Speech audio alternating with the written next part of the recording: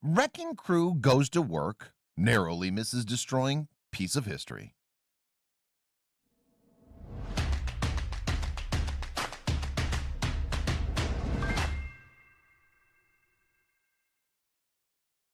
It seemed like just a routine demolition for the crew. But as the crane readied the wrecking ball to swing at the old house, the operator suddenly heard screaming.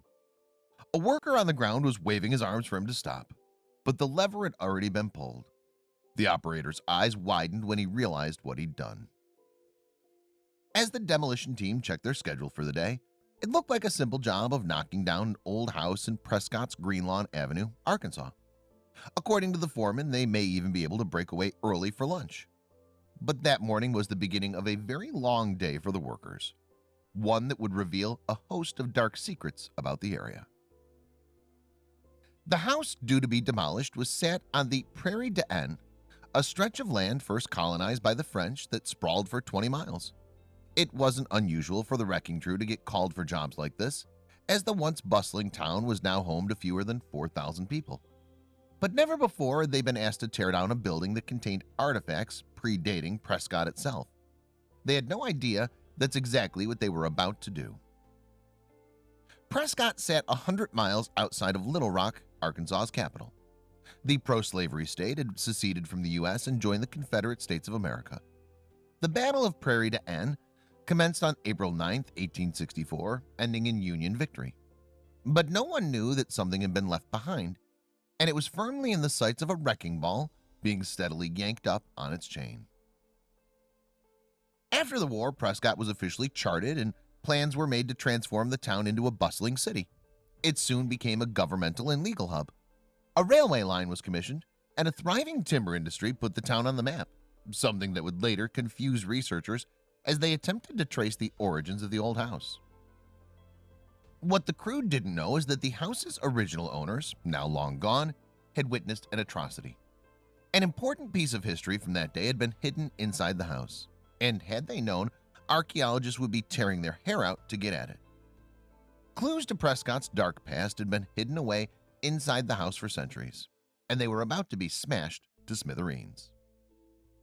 To be fair to the workers, there was very little reason to suspect that this house was worth anything. Due to the town's dwindling population, many buildings like this were being demolished. In fact, they were surprised the creepy-looking property hadn't been torn down years ago. If only they'd taken a look inside before powering up the crane. When the team got their orders, they didn't tend to question them. However, having an interest in the local area and its heritage, the crane operator wondered who'd lived in the house and what they might have seen. But that promise of an early lunch became too tempting to waste idling any longer. He threw the lever to take the house down.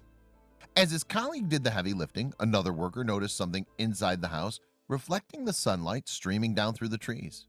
But before he could get a closer look, the crane roared into action. "Wait!" screamed the worker, waving his arms. "There's something inside the house." But the ball was already hurtling towards the house. The wrecking ball crashed into the side of the house. Seeing his colleague, the operator acted quickly to stop it from taking another hit.